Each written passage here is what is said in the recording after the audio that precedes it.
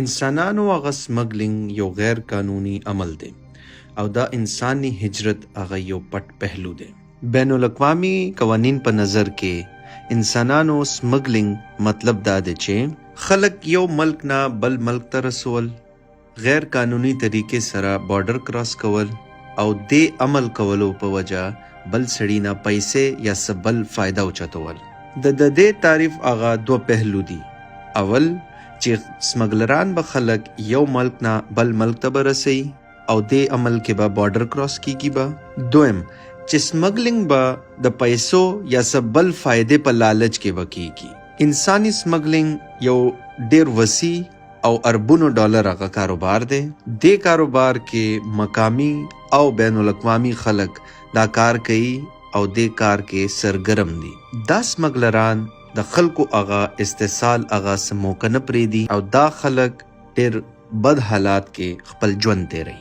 انساني سمگلنگ په خپله خو یو جرم دی، خو دې سره سره ډېر مختلف جرایم دي کم دې کار سره منسلک شوي دي، څنګه چې دهشتګردي، انسانانو هغه ټرافیکینګ، منی لانډرینګ، خپل شناخت پټول او 2 نمبر کاغذونه جوړول. کم خلک بهر سمگل کیږي، اکثر دا د حالات په لاس مجبوری او د لارې ته لاس ورکی. مثال په تور باندې ریفیوجیز یا هغه خلک کم خپل ملک پرېښودو باندې د جنگي صورتحال یا د ملک نه اوسېدو هغه حالات په وجه دا ملک پرېښودو باندې مجبور شي، دا خلک بیا سمگلرانو سره رابطه کوي چې هغه یو ملک نه بل ملک ته ورسي. دلته د سمگلرانو او کم خلک سمگل کیږي د دو درمیان تعلق پوهه کولو هغه ضرورت دی. عام طور باندې سمگلنگ د 2 طریقو سره کیږي. اول پورا پیسې ورکولو والا سمگلنگ او دویم سفر سره سره پیسې ورکولو والا سمگلنگ. پورا پیسې ورکولو والا سمگلنگ کې سمگلران خلکو نه پورا پیسې والی او یو ملک نه بل ملک ته رسولو هغه وعده کوي. دا سفر عام سفر نه ګرانی او دې کې د رسولو هغه ګارنټي ذات ورکول کیږي، خو دا سفر هر څوک نشي افورډ کولی. دې نه علاوه بیشتر خلک دویم سفر هغه انتخاب کوي او هر ملک رسیدو باندې دوی سمگلرانو ته پیسې ورکوي. دې نه علاوه بیشتر خلک دویم سفر هغه انتخاب کوي او هر ملک رسیدو باندې دوی سمگلرانو ته پیسې ورکوي.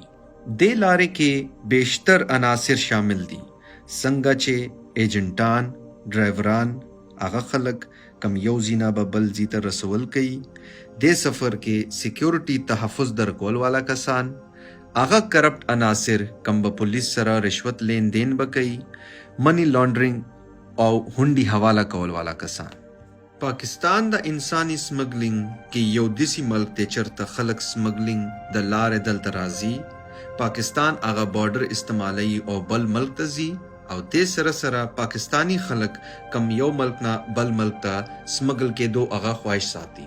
پاکستان کې د غیر قانوني مهاجرین ذات تعداد افغانستان نه راغلي خلکو هغه دی، بیا بنگلادیش نه راغلي خلکو هغه دی او دې سره سره پاکستانیان هم د سمگلنگ لارې متحده عرب امارات، یورپ او آسټرالیا ته سفر کوي. د خلکو سمگلنگ اکثر د جهاز، زمینی لارې او د سمندري لارې نه کیږي، خو نن سبا د جهاز نه سفر کول ډیر مشکل شوی دی او دا خلک زمینی او سمندري لاره اختیاري. هغه خلک کم خلیجی ملکونو ته ځي، هغه کراچۍ او بل لارو باندې عمان پورې ځان رسي. یورپ ته تلو ته پاره دا خلک د افغان بارډر څخه خلک منډبلو او ګوادر لارې ځان ایران ته رسي. ایران ته رسیدو نه بعد دوی زاهدین یا پشین خار ته ځي، دې نه پس دوی شیراز خار ته ځي او دې نه بعد ټرکی هغه بارډر ته دوی ورسي. ټرکی کې داخل کېدو ته پاره دوی ماکو ارمیا د لارې پیدل ټرکی بارډر کراس کوي. دې سفر کې داسې خلک همي کم 2 نمبر کاغذونو سره بارډر کراس کولو هغه کوشش کوي. ټرکی رسیدو نه پس اول دوی وان، اغری، دوغبزی ته ځان رسي، دې نه پس استنبول، ازمیر، ادرین د لارې سمندري لارې باندې گریس بارډر کراس کولو کوشش کوي. دې نه علاوه خلک چنکلی، بلکسر، ازمیر، ایدن، مغله ښار ته ځان رسوي او د سمندري لارې نه ګریس کې داخل کېدو هغه کوشش کوي. څه خلک دې ښارونو کې پاتې شي او د څه بل یورپ هغه ملک کې تلو هغه کوشش هم کوي. دې نه پس هغه خلک کم آسټرالیا ته ځي هغه مخکې تھایلینډ ته په ویزه باندې ځي. دې نه پس د انډونیشیا ملک ته ځان رسوي او هلته کې مختلف ښارونه کراس کولو نه پس آسټرالیا کې داخل کېدو هغه کوشش کوي. انسانی سمگلنگ قانون هغه خلاف ورزي ده او سمگلران همیشه د بارډر باندې آمد و رفت هغه قوانین کې څه تبدیلی هغه فایده اوچتوي. انسانی سمگلنگ مسلې هغه حل لپاره قانوني ادارو هغه تیز کار کولو هغه ضرورت دی او دې سره سره دې مسلې هغه نوټس د بین الاقوامي سطح باندې اغستو هغه هم ضرورت دی.